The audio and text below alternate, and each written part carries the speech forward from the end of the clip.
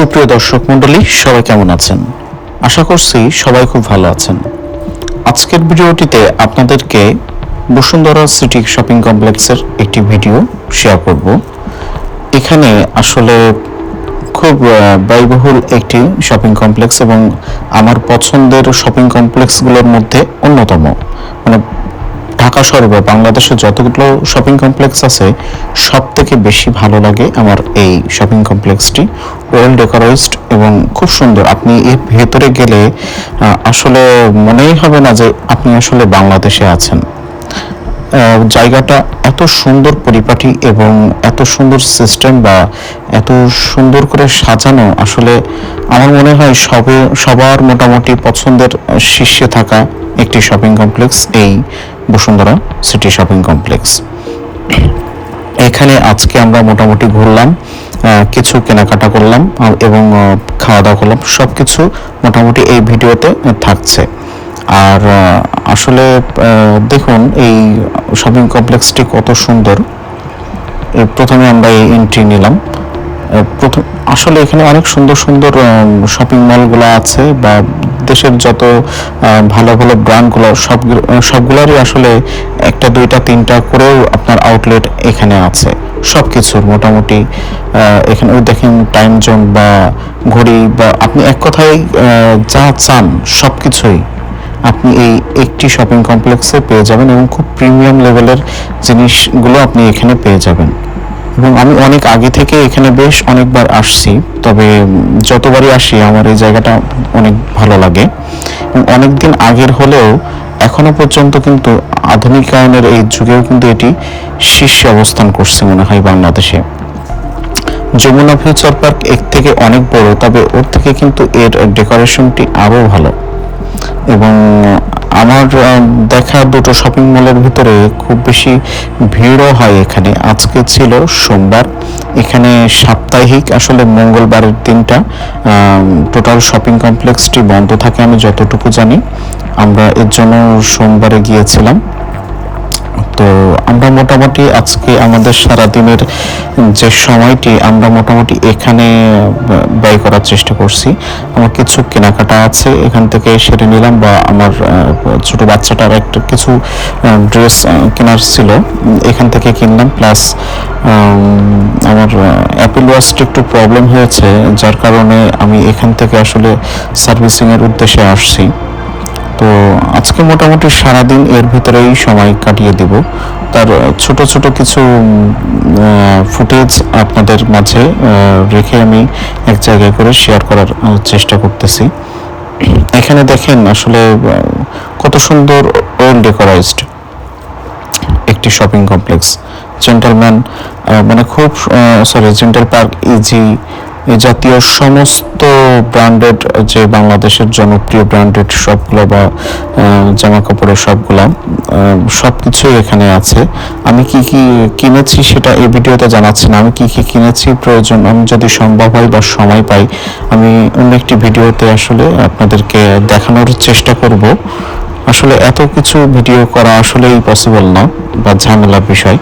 তো আমি যতটুকু পারছি আপনাদেরকে ভিডিও করে দেখানোর চেষ্টা করতেছি আর কি। দেখুন এখানে শপিং মলগুলোর ভেতরে আসলে কত সুন্দর সিস্টেম। এটা হচ্ছে ইনফিনিটি শোরুম। আমার ব্যক্তিগতভাবে খুব পছন্দের একটি ব্র্যান্ড। এর প্রোডাক্টগুলো আমি ইউজ করছি, মোটামুটি খুব ভালো মানের আমার মনে হয়। দামটা একটু বেশি মনে হলেও আসলে প্রোডাক্টগুলি খুবই প্রিমিয়াম লেভেলের। ইজি বা ইনফিনিটি বা রিচম্যান, লুবনান বা দেখা যাচ্ছে আপনার জেন্টাল পার্ক সব কিছুই মোটামুটি কম বেশি ইউজ করা পড়ছে।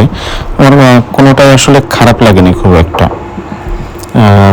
দেখুন আজকে মোটামুটি সারাদিন এখানে ঘুরবো। আর কে কে আসলে এই শপিং মলগুলোতে বেড়াতে আসছেন অবশ্যই আমাদের কমেন্ট বক্সে জানাবেন। দর্জিবাড়ি। আর কে আসলে কোন জেলা থেকে বা কোথা থেকে আসলে দেখছেন আমার ভিডিওটি অবশ্যই কমেন্ট করে জানাবেন। আর আপনারা কোনো নির্দিষ্ট কোনো স্থান যদি আপনাদের পছন্দ থেকে থাকে আমাদের কমেন্ট বক্সে জানাবেন, আমরা ভিডিও করে আপনাদেরকে দেখানোর চেষ্টা করব। দেখুন নিচে কেমন লাগে উপর থেকে। আর এই যে দেখুন নিচে একটা ছিল, এই উপরে আরও একটি শোরুম আছে, মানে প্রত্যেকটা 2-3টা করে আউটলেট এই বসুন্ধরা সিটিতে আছে। ওপাশে আছে এক্সট্রাসি। তো আমরা ধীরে ধীরে সব কিছু আপনাদেরকে দেখানোর চেষ্টা করতেছি।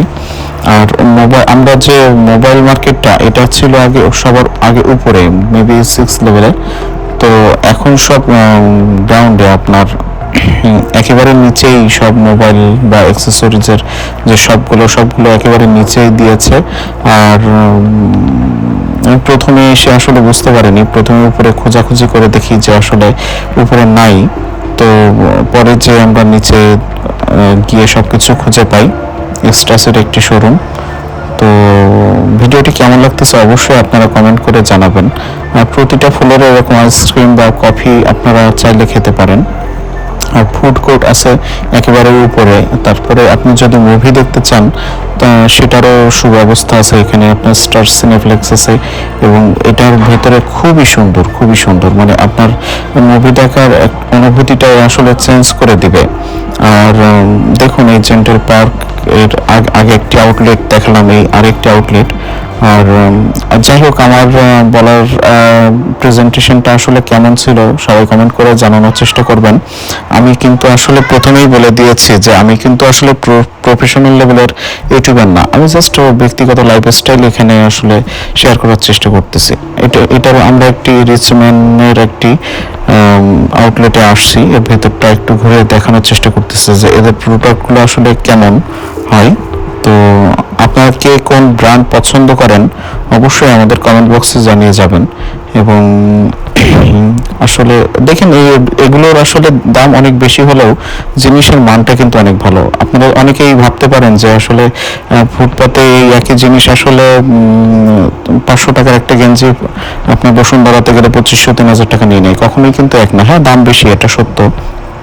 তবে কখনোই মানুষ কিন্তু আসলে বোকা না যে আসলে এই 500 টাকার জিনিস এখানে এসে 2500 টাকা দিয়ে নিয়ে কিনে চলে যাচ্ছে। আপনি যদি একটি বসুন্ধরা থেকে এই যে আউটলেটগুলো থেকে একটা ড্রেস কিনেন আর যদি ওখান থেকে একটি ড্রেস নেন, দেখেন আমি ইজি থেকে একটি প্রোডাক্ট নিয়েছি, আপনাদেরকে দেখেন একটি জ্যাকেট কিনেছিলাম, মনে হয় কত 3390 না কত যেন পড়ছিল, খেয়াল নাই।